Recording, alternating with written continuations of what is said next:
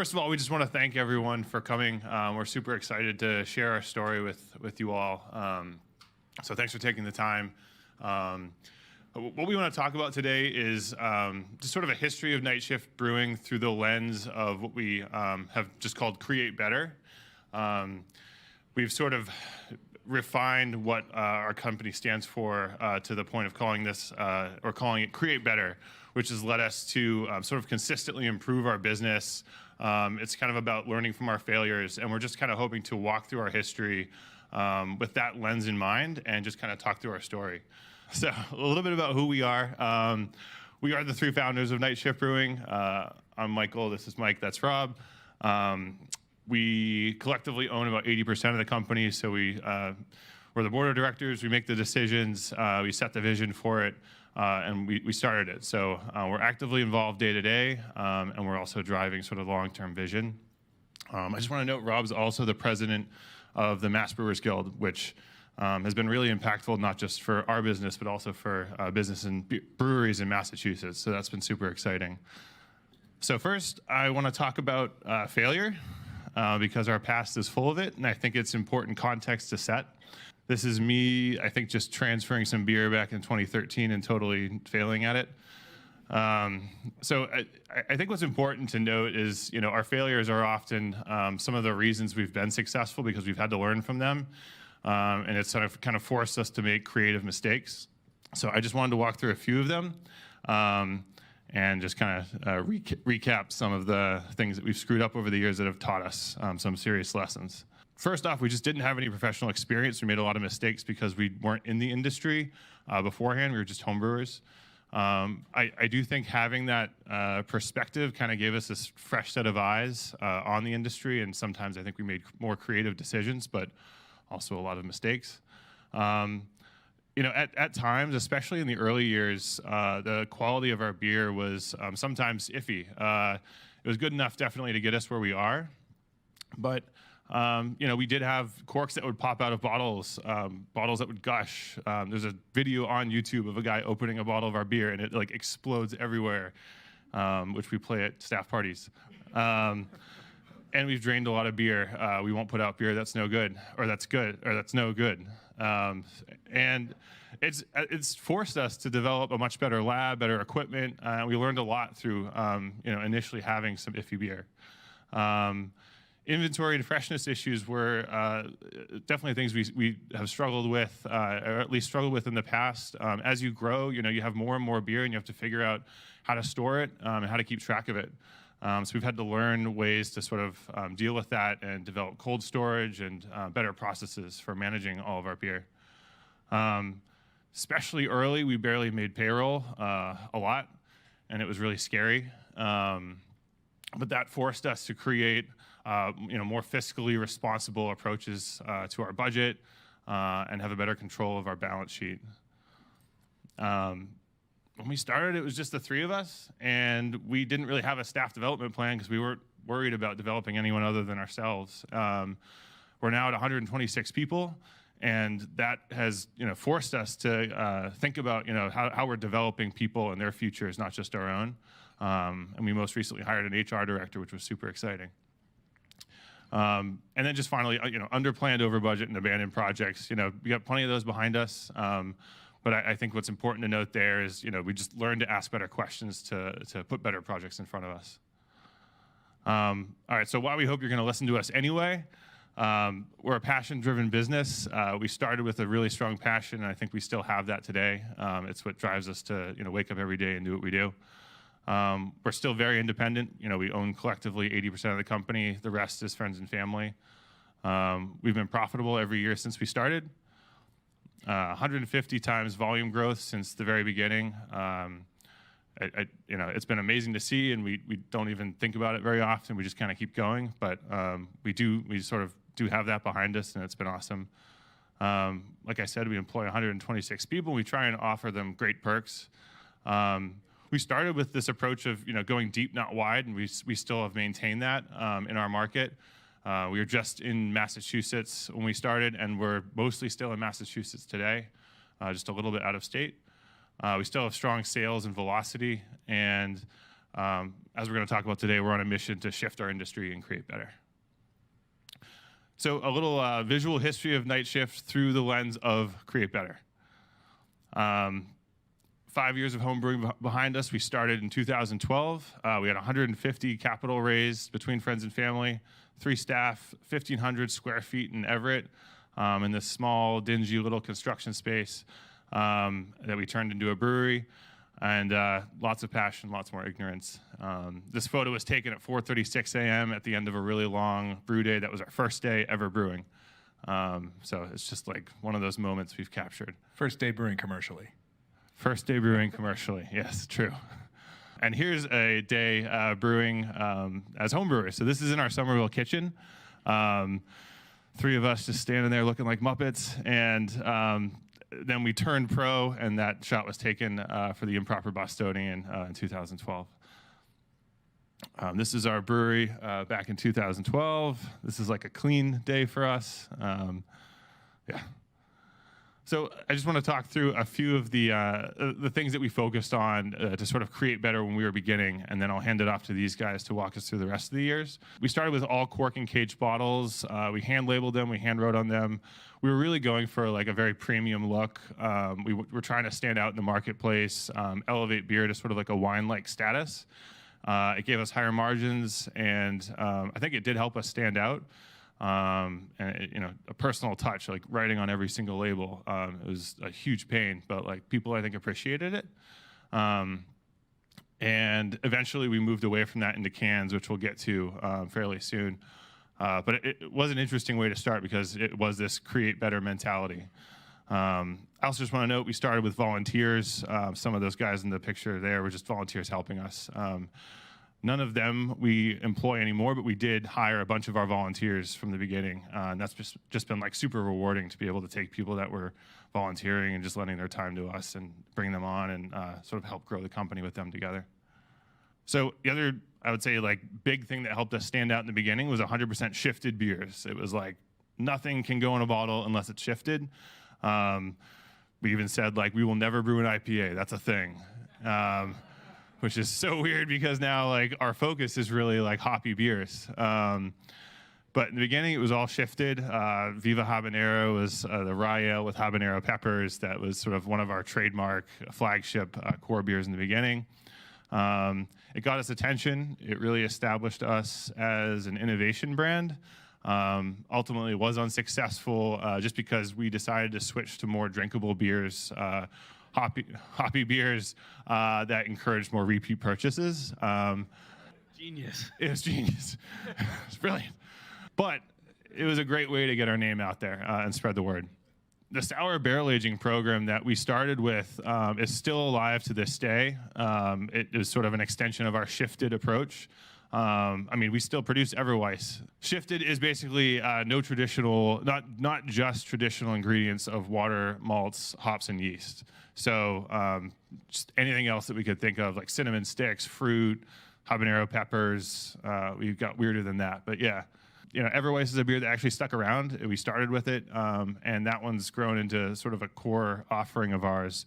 And I think, trying to do barrel-aged sour beers, again, forced us to sort of learn about interesting processes that are really complex, and we made a ton of mistakes along the way, and now we can, put out this awesome sour program that's grown with us. We started with plastic fermenters. It was not a good idea looking back, but it was cheap, and we didn't have a lot of money.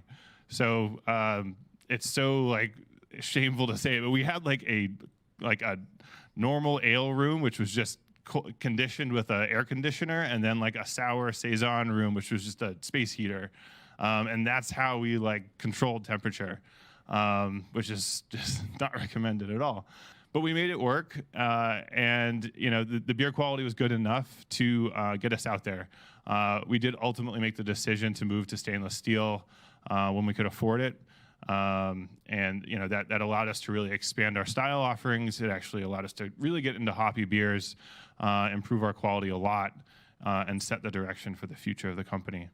One of the core decisions I think we made in the beginning was to not sign with a distributor and just do it all ourselves.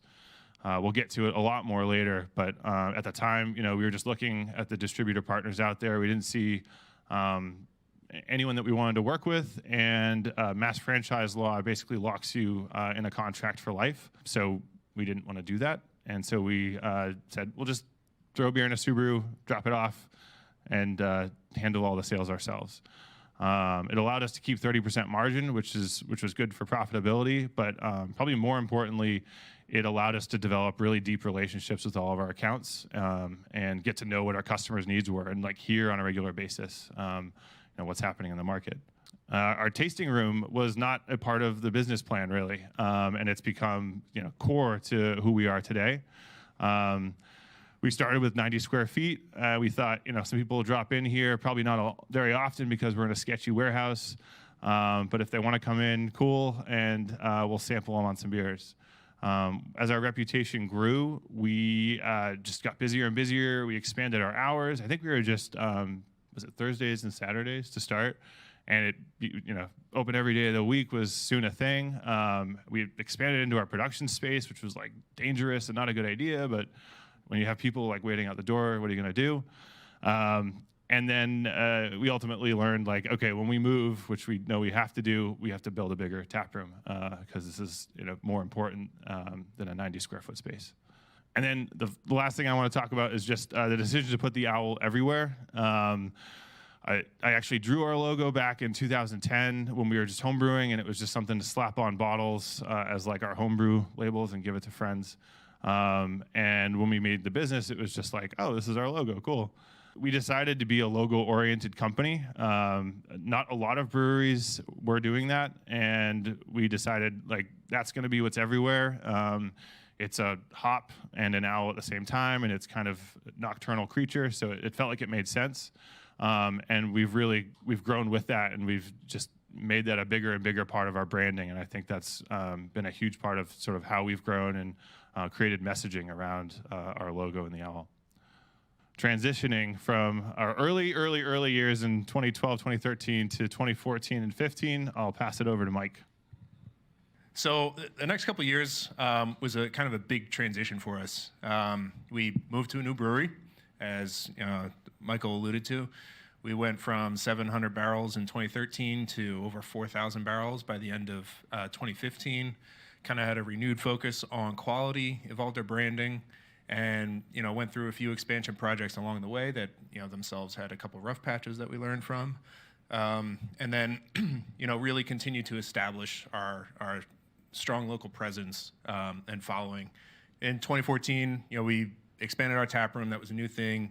It wasn't in our business plan to begin with. We kind of threw that business plan out. We're okay, we're focusing on the tap room. It's going to be an awesome place for people to come and hang out instead of coming to a dingy, creepy warehouse that didn't have true working bathrooms. So this was a very nice upgrade, real bathrooms included.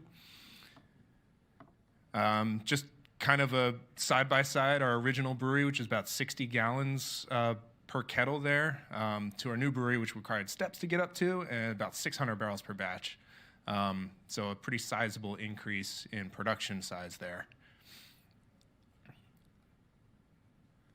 And then, here's a couple picture of our lab. So, we also invested a lot in quality because, if we're dumping beer that isn't good enough to go out to the market, which is good for our reputation, but bad for our bottom line. So we had to do something about that in order to continue making world-class beer. We invested heavily in our lab and equipment and people to run it, to make sure that, everything from the day we're brewing it to the time we packaging it is, analyzed along the line and made sure it's quality, and we're going to be able to ship what we make and be really proud of it at the same time. So increasing the quality and consistency there was pretty key. In addition to that, transitioning to cans, it's kind of two parts there. One was, cans are better for the beer. They don't let light in. They don't let as much oxygen in, so it increases the shelf stability. So that increases the quality of the beer just in the package format change.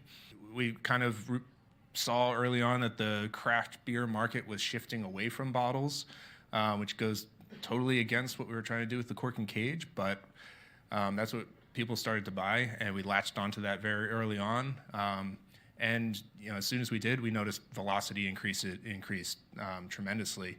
And we think a big part of that was, it's kind of hard to sit down for a night and commit to 25 ounces of, a 7% beer, where it's much easier to snap a can off of a 4-pack and, drink 16 ounces of it, and then maybe drink the rest of the 4-pack if you want. But you have options. And then along with the cans, it was an opportunity to kind of, re-envision the branding. And originally with our logo, we kind of had the owl and Night Shift Brewing all kind of squished together with a box. And this offered an opportunity for us to revisit that and really focus on the owl. The owl was going to be everywhere to begin with. So why not just make that the prominent thing on the can? The owl is pretty cool and recognizable. So we did that, and we started with the Whirlpool can with, just the silver can, which looks pretty cool, and the Morph can, and then you can see it evolved into a more playful thing with Santilli and Whirlpool. And along with that, we shifted away from doing our shifted beers with weird ingredients only and our no IPA philosophy to doing IPAs and pale ales. And Santilli and Whirlpool have become our 2 best-selling beers. So we're not afraid to change our mindset and get stuck in our ways, so to speak. And a really awesome example of our IPA evolution is Morph. It was kind of born out of necessity. We weren't very good at hop contracting or forecasting what we were going to sell in the future. So we kind of took what we got, and Morph was a way to do that. We had a consistent brand, but each batch was different from itself. So we saw an opportunity in that. It's we can kind of use this as a test market because we didn't have a flagship IPA at the time. And we would analyze sales data in the tap room and collect feedback directly from customers in the tap room. And we used that to turn Morph into our flagship IPA, which is Santilli. So we kind of secretly crowdsourced our flagship IPA. And then in 2016, we entered that into the World Beer Cup, and it ended up winning bronze, which is pretty awesome validation for that process there. Continuing the evolution towards quality and making things happen. We go from a keg seat belted into the back of a Subaru. That's my Subaru that I still drive. I drove it here today. Yeah. Smells like beer. It constantly smells like beer. It's never going away. We upgraded to a Sprinter van, which helped us increase the amount of beer we could drop per account, which increased efficiency. And then finally now we have a fleet of, we still kind of have a fleet of Subarus floating around, but we don't deliver beer anymore. Now we have a fleet of refrigerated box trucks, so everything is cold from the time we package it to the time we deliver it and put it on the shelf. Just kind of focusing on efficiencies and qualities and making sure the beer is the best it can be. And then 2016 and 2017, new equipment, of course, brewery expansions happening, taproom expansions, and continuing to add people. Here we've got our taproom expansion, so this is a new room, and ended up making this really cool event space with the taproom and what we call the annex, which ended up being an event space for us. Continued to add new equipment, new canning line, our own canning line. We were using a mobile canner. Again, we could focus and do our own quality control on that canning line and not have to rely on somebody else. More capacity with bigger tanks, more efficiencies with more equipment outside, grain silos. We could order by the truckload instead of by the pallet. And it's always awesome to get validation. We always thought we had it. We always thought we had great culture. We had quality beer, great beer. People liked it. But to enter these contests and win awards and look at our Yelp reviews, it's always good to see that. And Google reviews, yeah. The best one. Yeah, of course. It's always good to have that kind of different perspective and outside in validation of that. Okay, yeah, maybe we are doing something right. That feels good. Let's continue to try to do something cool. And along the way, we've had to hire more people. So, we had about 65 employees at the end of 2017. I think we mentioned we have 126 now. And we've had struggles, but we've gotten smarter about how we keep the culture, gotten smarter about how we hire people. We invested in a program that helps us looking at people's personalities to make sure that the right fit, get the right people in the right role, right people in the right seat of the bus, so to speak. So Yeah, we've gotten smarter at hiring people over the years, and continue to add great people to the team and keep them around with what we provide them with, culture and benefits and whatnot. During that time, we also started a distributorship. So I'm going to let Rob take that away. Sure. So in October 2016, we launched our own distribution company. We were running out of space in Everett, and we needed a new warehouse. And we've been doing it for ourselves. We thought we were kind of good at it. So we were hearing from a lot of other breweries that they were frustrated with the same options that we were faced at one point. And a key tenet to our distribution company was, even though franchise law exists in the state today, that we wouldn't hold fellow like-minded brewers to that. If things weren't working out, we'll take it professionally, and we can part ways, and it will be better for both sides of the fence. NSD has grown significantly over the last year. We started the year with 600 accounts. We now have 1,600 accounts that we service. We pretty much go from Springfield, East Hampton, Amherst area, all the way out to Martha's Vineyard now. We've really added a lot of capabilities to our logistics side of our operation. And not only that, when we started the distribution company, we were beer guys, so let's only sell beer, which we sell 18 different breweries now. This year, we also added on wine and spirits, as well as non-alcoholic beverages like cold brew and teas, and things like that. And we just recently also got our import license. So one of the things we're going to tackle in 2019 is starting importing alcohol from Europe, starting with some wines from France, but all under the same lens of let's look for small, like-minded producers who are doing something a little bit different, who have either innovative packaging or cool products that are small batch that we can really take a hold of and represent well. We set out to sell beer for other people, and we wanted to make sure we were good at it. We didn't want to, make a false promise to these other breweries, because they are small people like us that put their heart and soul into their businesses. This is a presentation from one of our key suppliers to Steel. They're a brewery out in Normal, Illinois. I visited. It is very normal. They make great sour beers in cans, and we are actually their #1 distributor along the East Coast, from Maine to Florida. We are their best supplier that moved the most volume. This is just a fun little slide that we put together once, kind of show that we want to be more than just a beer company, that we want to be a beverage company, and at any time of the day, we're selling something that's awesome. Most of these are all local. The first 3 non-alcs are all locally owned Massachusetts businesses, which is pretty cool. And then on the brewing side, we continue to innovate. This beer came to life, we're pointing today as well, came to life kind of back in 2016, when the brewers, after a hot day of brewing, wanted something light and refreshing to drink, and they were drinking like Miller High Life and stuff. And it was like, eventually we were like, why the hell are we drinking other people's beer when we have all the equipment to make that beer? And we can probably do it better, so let's do it for ourselves. And that's what we did. And we did it for a couple times over the year and a half period, and then we started testing it in the market, and people were actually responding to it. So we decided, with that combined with the feeling that we were getting tired of going out into the market and taking down breweries' IPA draft lines, and those are breweries that we like to hang out with, that we share similar problems with, or challenges and successes with. It was like, I love the guys at Jack's Abbey. Why am I taking down their draft line? Let's go after the guys that we don't like, and let's go after the biggest guys.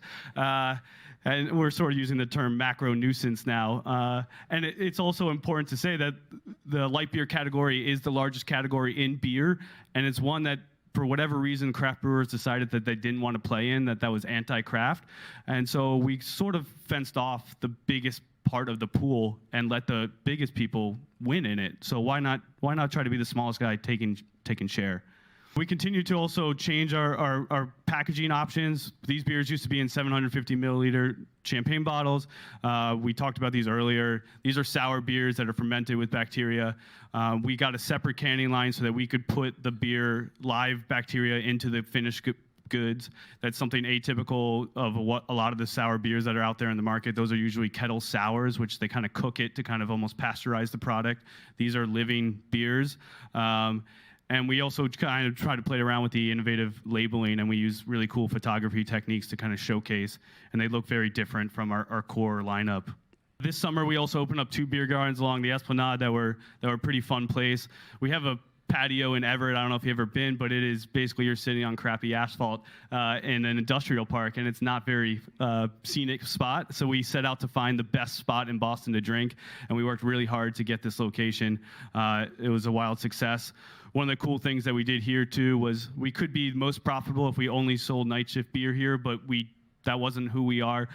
We called it the Owl's Nest, and it was a celebration of night shift brewing and our friends. And so we poured a lot of other people's beer here that we made lower margins on, but it was important to us. This is just a fun little slide of kind of our barrel age production over the last 7 years and kind of showcases our rapid growth. We started with 200 barrels in our first year. This year, we'll do a little over 30,000. Our business plan had that if we did 10,000 barrels in 10 years, we'd be wildly successful, and we'd probably call it quits. Now we don't know where the limit is and how far we'll go, but I think one important thing is we've always set out to brew to demand, not to hit a number. We're not beholden to a VC or private equity where we need to hit certain targets. We're brewing really slightly behind demand so that we can always have the best product on the shelf, and we're not chasing anything that's not real. I think all this is kind of inside feedback on how we thought we were creating better, but I think the real proof is, will customers recognize that and open up their wallets and pay for the product? These numbers are IRI data, which is a syndicated data that's from cash register sales. These are all from mass liquor stores. One thing that we did to get smarter was actually buy data instead of guess. So this isn't our internal sales numbers. This is actually what people are ringing up at cash registers, and it's not every single transaction that happens, but it is indicative of what is happening out in the world. And we set out to once we decided to make hoppy beer, we set out to make the best hoppy beer.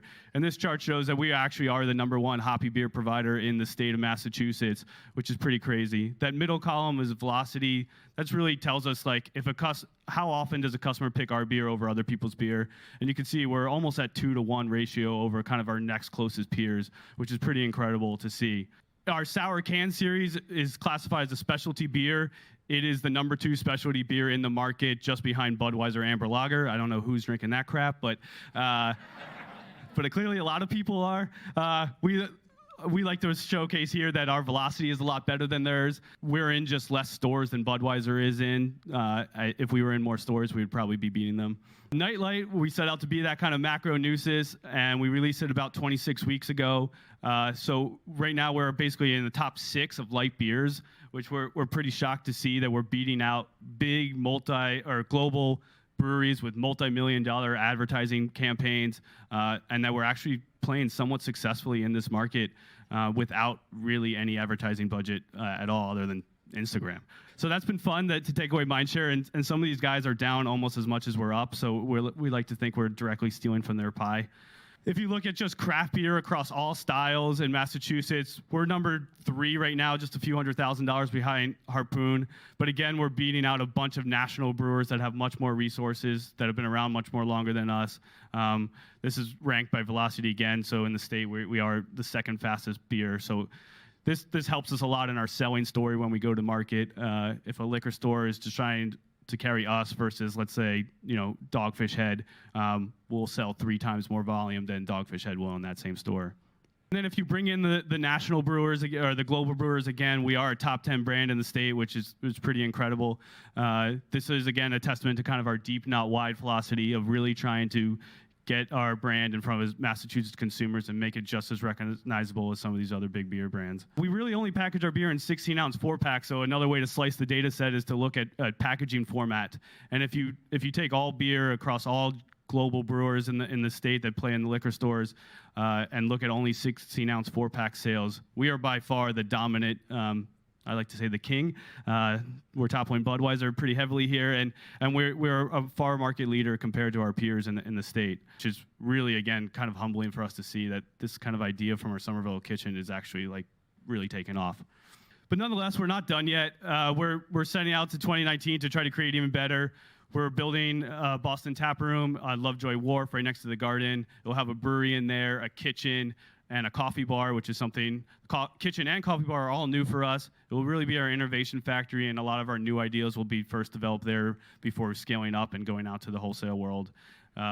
We're, again, continue even better workplace, adding more benefits, adding more resources, adding more internal training. That's super important. We're trying to make ourselves the best place to work, although I don't know if we can compete with all your amenities, but we'll try. I think we do have more free beer. We're continuing down that macro nuisance line, and we're going to launch Limelight this year, which is definitely a direct shot at Bud Light Lime. We think it'll be better. It will use better lime ingredients, and if it's at all as successful as Nightlight, we think we'll have another big winner on our hand. We're continuing to invest in production. We're continuing to add more sour styles. There'll be a fourth one, kind of the mix, Briar or Bramble Weiss, which will be a blackberry sour with lemon. And then the next kind of two big questions for us is what do we sell 90% of our beer in Massachusetts and only beer that we make.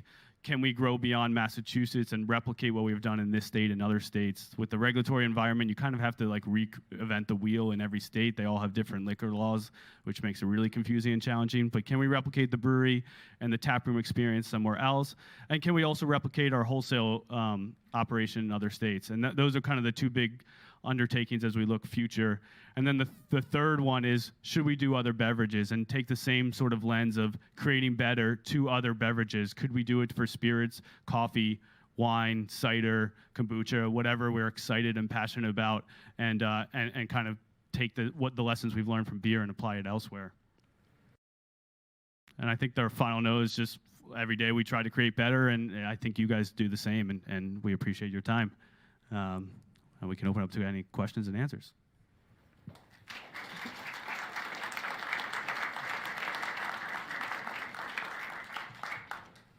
Let me ask you a timely question.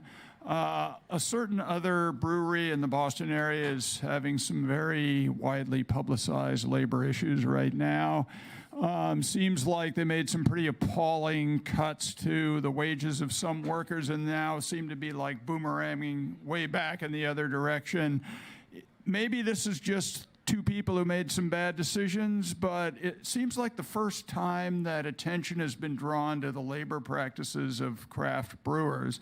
I'm sure you guys are thinking about this a lot. I'm wondering what the implications might be in terms of, like wages in the industry, general employment practices. How much is this going to have any kind of widespread impact, or is it just a kind of one-shot thing that's going to die out in a few days? I mean, I don't want to speak to the specific situation of the brewery you're referencing to, but traditionally the beer industry hasn't been one that's been a good place to make a living wage. We've always set out to try to create a place that people should earn an income. If you ever read through some of my older, I usually banter on Beer Advocate forums. I've justified our higher prices beers around paying our people more and the higher cost of doing business in the Boston metro area. That's important to us. As the Mass Brewers Guild, we are certainly open to doing some sort of compensation study so that we can all benchmark how we compare to our peers and make sure that everyone understands like kind of where the market is. We obviously can't get into the anti-competitive territory of price fixing wages, but I think there is more that could be done to make sure that everyone's compensated correctly. I think the three of us never start this to get rich. That's not our motive, and we've always felt that we should share the success with the people who create it. Talk a little about packaging. You talked about going from corked and caged 750s to cans. Why do you end up on the 16-ounce cans? I know it's what everyone is doing, but why 16, not 12? I personally find 16 to be kind of more than I usually want. It's definitely something we went back and forth on. I mean, we showed a picture where we first did do 12s, and the kind of initial feedback was that it would be cooler if they were in tall boys. And I would certainly credit a lot of that to the Alchemist and Hetty Topper. I feel like they kind of like paved the way of like, this is where the cool kids go. But I do agree, we do make Nightlight in 12 ounces, which is our first kind of return back to the 12 ounce. And for the first like 3 or 4 months, the 16 ounces were king, but now the 12 ounces are kind of taking over as far as the preferred package type. And we're definitely now considering, should we move other beers into either both formats or back down to 12? Yeah, how about like the 9% ones in 12 ounces? I agree with you. That's a little much for me too.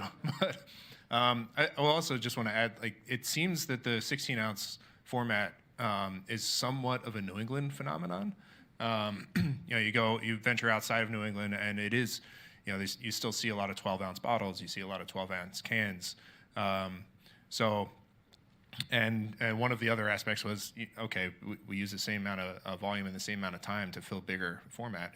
It costs us less in the long run. It's slightly small, but a bunch of those things combined kind of, led us to this, to be like, okay, we need to compete in this market. 16 ounces are a New England phenomenon. Let's at least play around with it. Data-wise, too, we have some of our distro brewery partners that sent us 12-ounce cans, and they didn't sell very well. And we asked them, can you put them in 16s, and we'll see if it sells better. And some of them did do that for us, and the 16s did sell better, it was just kind of crazy. Especially ones from out of state where, like, well, everyone wants 12 in our market. Why?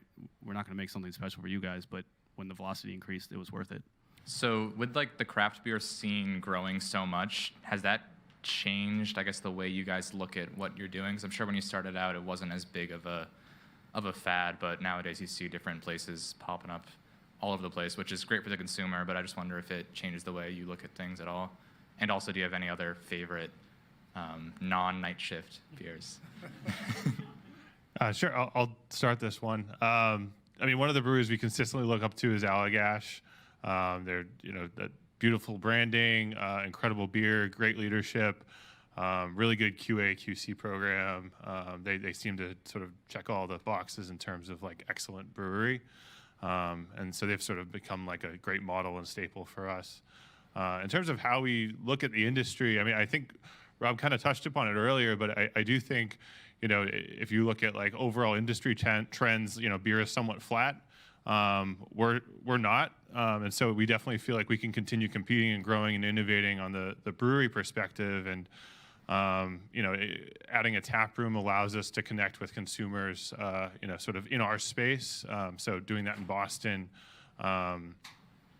is just sort of building on the tap room success that we've had and sort of diversifying our portfolio between wholesale involvement and sort of on-premise tap room involvement. But looking into other beverages is something that we consistently have consistently talked about, but it's starting to become a more and more real conversation as we look at like what is the future for not just night shift brewing, but like night shift the family. So when you guys do collaborative beers, how do you decide where the beer is brewed? That's a good question. That's a good question. I don't know if I know the answer to that, to be honest. I think it usually depends. Sometimes we coordinate around travel, whether it's somebody going on vacation or somebody's coming for like Extreme Beer Fest by Beer Advocate. Hey, why don't you come a day earlier and we'll hang out? A lot of those collaborations are really a great opportunity for brewers to swap like inside, techniques and methods and processes that is kind of this real secret value behind those. They're of course really fun, and it's fun to kind of mash up either the styles that breweries are known for or their label art and stuff like that. And we do a fair amount of them, but they're definitely not big revenue generators for us. I'd also say a lot of the collaborations that we've done have kind of gone back and forth. It's kind of like a serial collaboration, if you will. So one time we'll do a collaboration at Night Shift, and then we'll sell that beer through our tap room, and then the next time we'll travel to that brewery and do a collaboration over there with them, so they get a chance to sell that beer through their tap room and things like that. So it's a true collaboration. I wanted to ask about the new flavor process. So like now that it's not just three of you working on, let's throw this in there and see what happens. You mentioned you have a new blackberry sour coming out, I think. How many people are involved with that, or how do you decide on the recipe? How do you kind of push that to market? We used to be involved in every single recipe because it was ours. I mean, I think when we launched, like every single one was in a notebook somewhere that we had homebrewed a bunch, and we sort of brought it to market and watched it evolve. But as we've hired a team, I mean, we have people that can make beer that's way better than any of us could. So we can trust our people. We definitely have input on sort of like where do we want the vision, or where do we see the company going from like a vision perspective of like, all right, we want to get more into sour, so like let's develop those recipes and sort of set that direction. But like our team our production team, which is I actually don't, what's the size in terms of staff? I think it's like a dozen plus people. Okay, yeah. So I was gonna say like 15 people. They crush it every single day, and so we trust them to nail it, execute, innovate. we sort of have like our wholesale market beers, and then we have like our taproom beers, and we've actually kind of blended a little bit over the last year and putting more small batch stuff out into the market.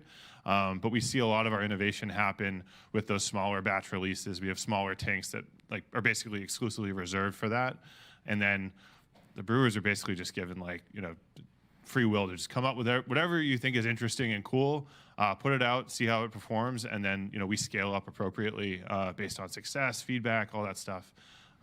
It's a really fun, creative process, and again, like our team is trusted to do it, and we just kind of sit back and go like, awesome, that's the direction, keep going. I'm curious about your new light beer offering. I'm curious why no other craft breweries or very few other craft breweries seem to be going down this road, and I'm also curious like what the different challenges are as far as both technically brewing and marketing this kind of very different offering. So I think that there is a couple of reasons. There are a few craft breweries doing it. There are some of them are the bigger craft breweries, and I think part of the reason for that is it's kind of a daunting task because the market is pretty much cornered by like Bud Light, Miller Lite. So they've already kind of got a huge head start on that, and it's hard to kind of break into that. We had success and got lucky with our branding, and it's kind of something that people I think were looking for. But I think that's one of the bigger reasons for that. That coupled with they demand a lower price point. People go out and they buy a light beer that's 4%. They don't expect to pay $15, $16 for a 4-pack. They expect to pay a lot less per 12-ounce 12-pack. So that's part of it too, because a lot of other craft breweries, including us, and that's one of the reasons why we held off on actually going full force into it for a while, was because it is lower margins, and it's a tougher beer to brew. There's not much other flavor to hide behind if you don't brew it right or don't have great quality control and things like that. So kind of all those things combined. I mean, I can't speak for any other brewery really, but I would assume that those are all big reasons for them not really entering that market. And I'll just add, this data only shows 2 pack types. Bud Light is packaged in like so many different glass bottles, 18 packs, 24 packs, 30 packs, that if you look at that number, that's almost 9 million here. I think it's in 26 weeks, it's something like almost 50 million. So while we're making a dent, we're nowhere near the Goliath that is Bud Light. That beer is going down. Every year they're selling less and less of it, but it's a big hurdle to attack. It's something like, I think 40% of the beer drank in the state is Bud Light, which is ridiculous. I just want to add one thing based on your question, right? I think we've almost put it in like our brewery's DNA to ask questions like what you just asked, which is like, why isn't anyone doing, like, why aren't more people doing that? And like, if that question gets asked around the brewery and we can't come up with a good answer, it's just like, okay, go there, like go in that direction. That's really interesting, and at least explore. And that's kind of what we're trying to do. And it's a similar thing to starting our own distribution company. Everyone told us that is way too hard. You guys can't figure it out. Brewers can't run a distribution company. There's guys who've done this for decades, multi-generation businesses that are billion-dollar revenues. Just give it to them, they'll get it there. And it was like, no, we're going to try to do it ourselves, and we're going to do it better than you. Right. We don't always do it better, but we try. Thanks for all the good beer over the years. Can you talk about your improvement process after you release a beer? I swear that Whirlpool's gotten a little more bitter over the years. So I'm curious, like, once you release a beer, do you actually go back and look at it and like try and improve the recipe, or do you try and keep it as consistent as possible? I would say there's always a little bit of evolution in the beers as time goes by, as the brewers tweak them and try to get them better and better. Obviously, taste is subjective, and not all the times it is better. The other component I'll add is that it is an agriculture product at the end of the day. Mosaic hops from year to year do not always taste the same, which is a challenge, and that's some of the tweaking is derived from that around crop favorability. But we do have a tasting program where different versions of Whirlpool are tasted against benchmark batches versus how they're aging on shelves, and if product is skewing out of what everyone deems as Whirlpool, then we reevaluate what went wrong or what changed and things like that. But it's definitely hard to keep it as consistent. So, I mean, for all the shitting on Bud Light I've done, they do an amazing job of getting that right, and that's something that we can't quite compete with, but we try our best, and we do have QA, QC processes in line to try to mitigate any drift. Thanks, guys. Thanks, everyone. Thanks, everyone.